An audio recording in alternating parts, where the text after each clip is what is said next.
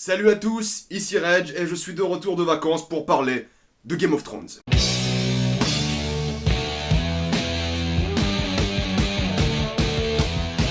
Game of Thrones saison 7 avec spoiler. Pour parler vite fait du décor, c'est un décor temporaire que vous allez voir 2-3 fois parce que j'ai pas encore déménagé, je suis dans l'ancienne chambre de ma sœur.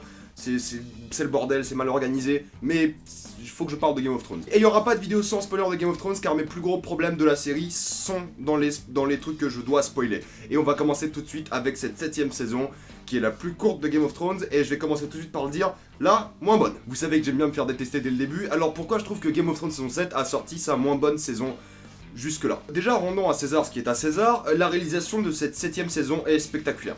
C'est l'une des séries les mieux réalisées que j'ai vues, tout simplement, depuis tout le temps. C'est des plans qui sont superbes, il y a une photographie qui est travaillée, mais extrêmement bien. Il y a des plans qui sont magiques, je pense surtout au Loot Train Attack de l'épisode 4 avec le dragon qui arrive, qui brûle tout.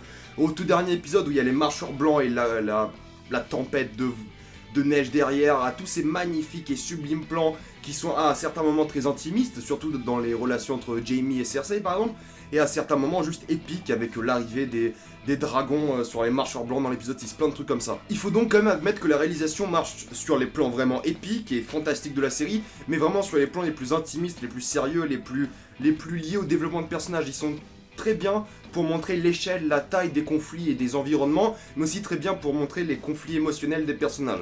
Le problème, c'est qu'il n'y a pas beaucoup de conflits émotionnels. Finir sur ce plan technique, l'editing est top, il n'y a rien à dire, ça nous entraîne dans l'action, ça nous entraîne dans les dialogues, qui sont très mauvais, mais ça nous entraîne dedans quand même. La musique est superbe, c'est vraiment de la high fantasy, c'est vraiment l'impression d'écouter de la BO de jeux vidéo à certains moments, la Dragon Age, où c'est juste épique et grandiose et magistral. Ça, c'est une musique qui est top, extrêmement bien réussie. C'est les effets spéciaux les plus réussis aussi, c'est pour ça qu'ils ont coupé le nombre d'épisodes de 10 à 7, parce qu'ils avaient besoin d'argent pour montrer tous ces fameux monstres, toutes ces fameuses créatures, les dragons, les zombies ours et toutes ces conneries. Donc sur plan technique, c'est la saison la plus réussie et l'une des séries les plus réussies de tous les temps. Il n'y a rien à dire, je pense que tout le monde peut être d'accord avec ça parce que c'est extrêmement bien travaillé de ce point de vue-là. Là où Game of Thrones m'a perdu personnellement, et là où je ressens un peu ce conflit à l'intérieur de moi-même, et j'en parlais plus en détail dans une vidéo que je prévois pour dans quelques semaines, mais c'est que c'est passé d'une série de drama à une série de fantasy, surtout avec cette saison. C'est forcément lié au fait qu'il n'y ait plus de bouquins, donc les bouquins ils ont pas encore été écrits, du coup il n'y a pas trop de ressources à choper de ce côté-là, où ils connaissent juste la trame principale, mais il n'y a rien d'autre, on sait pas d'autre chose sur les personnages, on sait rien d'autre, parce qu'on n'a plus les livres d'origine comme support.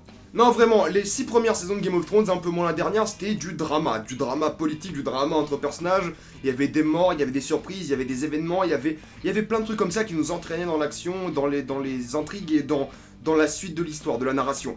Là, il n'y a plus vraiment de drama dans Game of Thrones, il n'y a plus vraiment de suspense, il n'y a plus vraiment de surprise, il n'y a plus vraiment de choses qui nous mettent qui nous paniquent comme ça. On a envie de choper la chaise, on a envie de tout prendre parce qu'on est en panique pour nos personnages préférés. C'est m'est arrivé une fois dans cette saison, et c'est dans le tout dernier épisode où j'étais un peu en panique, c'est quand Cersei dit à Jaime que si tu t'en vas, la montagne va te tuer. Elle bluffait, on le savait tous, mais j'étais quand même un peu en panique parce que Jaime Lannister a fait une saison absolument fantastique.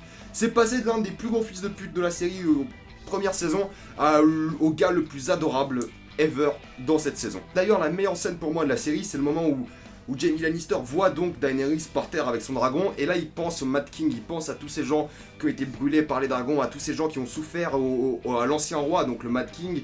Il pense à tous ces événements et il se dit, je sais que je vais mourir, mais au moins faut que j'essaye de tuer Daenerys, faut que j'essaye, faut que je fasse quelque chose, faut que j'arrête la guerre parce que je vois ces gens brûlés. J'ai été traumatisé par ça, je l'ai fait avant, faut que je recommence, faut pas que ça se reproduise. Il cherche de manière héroïque, il se dit, j'ai plus que ça, faut que je les sauve, et il se fait complètement cramer. Heureusement que Bronn était là pour le sauver. Hein. De ce point de vue-là, il y a très peu de drama, les relations entre personnages sont à mon goût beaucoup moins réussies que dans la précédente saison. Parlons juste du fait entre Jon Snow et Daenerys. Le seul drama qu'il y a dans cette relation, c'est le fait que Daenerys soit la tante de Jon Snow. C'est le seul truc. C'est le seul truc. D'ailleurs, c'est Aegon Targaryen maintenant, apparemment. Hein. C'est un truc que les spectateurs savent depuis une saison, mais c'est surtout le fait que c'est pas si marquant que ça, on est déjà habitué à l'inceste. La scène était très bien, là la scène où ils couchent ensemble, Daenerys et Jon était très bien foutue parce qu'on avait le trip avec Bran qui explique à tout le monde, à Sam comment ça se passait, comment le mariage a été annulé, comment ils se sont mariés, comment c'est pas un viol, comment la rébellion de Robert est un mensonge, etc. etc. C'était une grande réussite et ils l'ont très bien fait, mais le problème que j'ai c'est que c'est le seul conflit que ces deux personnages avaient. L'histoire avec Ben Denny où il fallait qu'il s'agenouille devant elle, c'était pas vraiment un gros conflit qui était présent le long de la série. C'était plus quelque chose de stratégique qui était pas très bien représenté au fur et à mesure de la saison. Ce qui était vraiment bien, c'était le fait que c'était sa tante, tout simplement. Mais il joue pas sur ça parce que les personnages sont pas au courant. C'est plus tard que ça va avoir un certain impact. Mais le dialogue entre Daenerys et Jon...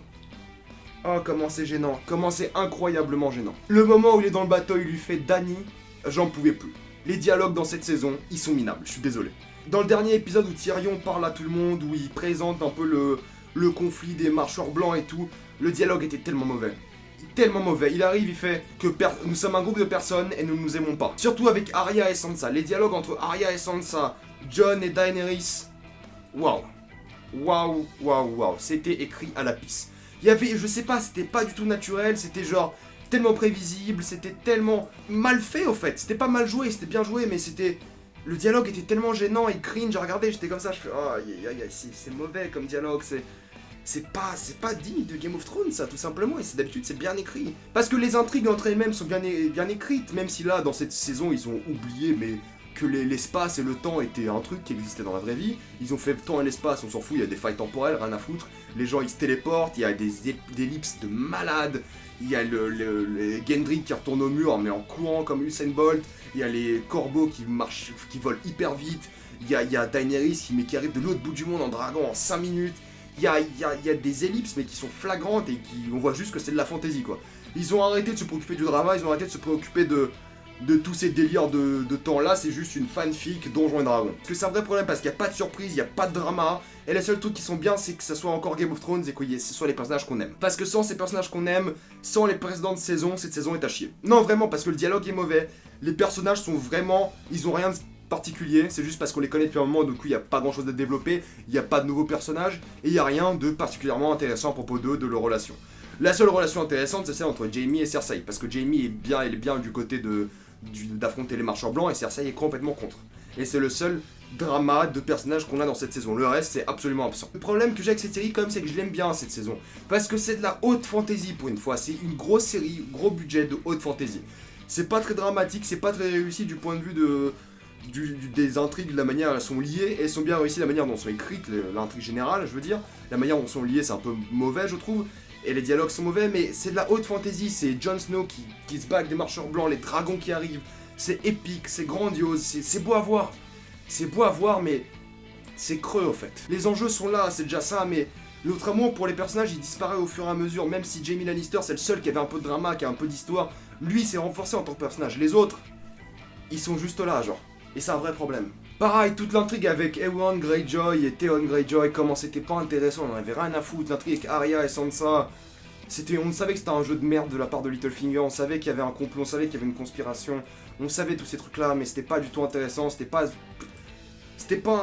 une bonne intrigue tout simplement. La seule bonne intrigue c'est l'intrigue à la Dragon Age où faut s'unir pour battre les marcheurs blancs. Ça c'est la seule bonne intrigue du film. Et il y a quelques petites intrigues par-ci par-là avec Gendry, le bâtard de Robert, avec et Jon Snow le vrai héritier du trône, avec Bran qui dit ça que à Sam, faut attendre la prochaine saison pour la suite. Et le problème que j'ai c'est que cette saison aurait dû avoir 10 épisodes. Je pense qu'il n'y a aucune autre saison qui aurait dû avoir moins d'épisodes que celle-là. Franchement, il fallait qu'il y ait 10 épisodes. Il fallait qu'il y ait plus de développement de personnages. Il fallait plus d'intrigues mieux établies, avec moins d'ellipses et plus de travail sur les transports, la manière dont ils naviguent dans le monde et de tout ce délire. Là, ils ont abandonné cette idée. Ils ont fait des zombies, des monstres. On va faire ça beau et on va faire ça bien. Ils ont fait ça beau, ils ont fait ça bien, mais c'est tellement creux, c'est tellement vide et il y a pas ce que j'aimais particulièrement dans Game of Thrones. J'ai passé quand même un gros plaisir et chaque semaine j'attendais la suite parce que c'était vraiment... C'est Game of Thrones, j'ai envie de savoir comment ça se finir, la lutte contre les marcheurs blancs. C'est pour ça que l'épisode 6 c'est l'un des plus intéressants parce que on voyait enfin la menace des marcheurs blancs, même si bon, le Night King il arrive, il y a 3 dragons, il envoie un par terre avec tous les héros, et lui il déglingue le dragon qui vole quoi. Mais pourquoi ? Qu'est-ce qui s'est passé? Qui peut m'expliquer ça s'il vous plaît? Me sortez même pas les théories que Bran c'est le Night King, c'est même pas important, je veux juste savoir pourquoi. C'est quoi la différence entre un dragon qui atterre avec tous les héros de Westeros et le dragon qui vole? C'était plus dur à taper, du coup il s'est dit vas-y je me lance un défi. Le problème c'est que je trouve pas que c'est une saison qui déçoit parce que je savais pas à quoi m'attendre particulièrement. Je savais pas à quoi m'attendre, je m'attendais à plus de drama c'est sûr, mais j'ai quand même été satisfait d'une certaine manière de la saison parce qu'elle a au moins montré une autre direction pour la série. Ce qui est un peu bizarre pour le coup, mais il a montré que maintenant la série c'est plus du drama, c'est de la fantasy. Et même si c'est moins bien écrit, même si les dialogues sont moins intéressants, les relations sont moins intéressantes entre les personnages, au moins ils ont une nouvelle direction pour la série et là ils vont aller full fantasy. D'ailleurs la fin est méga fantasy quoi, le dragon zombie qui arrive, qui crame le mur, Tormund qui est dessus et personne n'est inquiet pour lui parce qu'on sait qu'il va survivre parce que c'était mal fait. Ça manque le fait d'avoir peur pour le même personnage, ça manque le fait de m'intéresser aux intrigues. Ce qui était intéressant pour le coup d'intrigue de drama de personnage, c'est tout à la fin avec Tyrion qui voit Jon Snow rentrer dans la chambre de Daenerys. Ça peut être une intrigue intéressante. L'intrigue entre Cersei et Tyrion, pareil, ça c'est intéressant quand on lui dit qu'elle est enceinte, tout ça. Du coup, il y croit au bluff de Cersei d'aller monter les armées au nord. Il y croit, parce qu'elle est enceinte. Donc c'est une saison qui n'est pas mauvaise, c'est une bonne saison, mais c'est plus vraiment le Game of Thrones d'avant. C'est plus vraiment j'ai peur pour mon personnage, c'est le suspense, le stress. C'était ça Game of Thrones pour moi, c'était vraiment genre arriver dans un épisode, paniquer pendant 1 heure et après tout se passe bien. Du coup, j'étais en panique quand Jaime allait se faire tuer par la montagne. J'étais vraiment en panique. C'est le seul moment de la série où j'étais en panique. Vraiment. Peut-être un peu quand Tormund allait se faire bouffer par les zombies, mais je savais qu'il allait pas se faire bouffer. Je sais pas pourquoi, mais c'est filmé d'une manière à ne pas paniquer. C'est filmé d'une manière tellement héroïque, tellement grandiose que je peux plus paniquer. C'est comme la bataille des bâtards. Je pouvais pas paniquer parce que je voyais Jon Snow au milieu comme une figure jésuesque en train de tout défoncer. J'arrivais pas à paniquer pour lui parce que je savais que ça allait être lui le héros de Game of Thrones, je savais que ça allait être lui la force de Game of Thrones, du coup on peut pas paniquer pour ça quoi. En tout cas prenez-la comme une sorte de pseudo-réussite cette saison, avec beaucoup de problèmes de scénario, beaucoup de problèmes d'écriture, beaucoup de problèmes de dialogue, mais au final ça reste une saison qui est extrêmement divertissante, où vous passez un bon moment devant, mais c'est moins du Game of Thrones que vous aimez. Voilà, tout simplement. C'est moins de ce que vous avez apprécié au fil des années sur Game of Thrones, et c'est moins de Game of Thrones, mais plus de fantasy, heroic fantasy. Voilà, tout simplement. Avez-vous apprécié cette saison de Game of Thrones? Si oui, dites-moi pourquoi, dites-moi comment. Avez-vous détesté? Si oui, pourquoi? Est-ce que c'est les dialogues, l'écriture, les ellipses? Est-ce que ça a été fait à l'arrache? Pourquoi? Dites-moi ça dans les commentaires. Moi, je vous dis à la prochaine fois. Il y aura plein de vidéos cette semaine, je pense. Au moins une vidéo sur Death Note et peut-être sur What Happened to Monday. On verra bien. Suivez-moi sur Facebook, sur Twitter. Abonnez-vous à la chaîne, plus de vidéos. Et je suis de retour. Et on est reparti pour une année. Allez, salut à tous.